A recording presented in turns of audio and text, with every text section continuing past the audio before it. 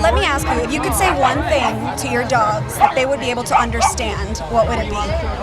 Oh, they understand more than one thing. I could have a conversation with them. What are you talking about?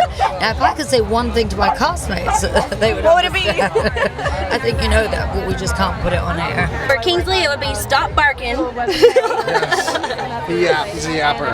Okay. And what would we say to Leave your brother alone. Leave your brother alone. Yeah, that's what we would say. Leave your brother alone and stop barking. Well, I feel like he already understands how much we love him, doesn't he? Yeah, but okay, then like, I don't know, it's a hard question. I stick by my answer. Yeah, I guess. Even though I feel like he understands so much. Like, he's such a smart boy. Look at him. Like, he has such a soul inside him. When I say I love you, he turns to the right, and when I say, do you need a poop, he goes to the understands left. so much of what we say.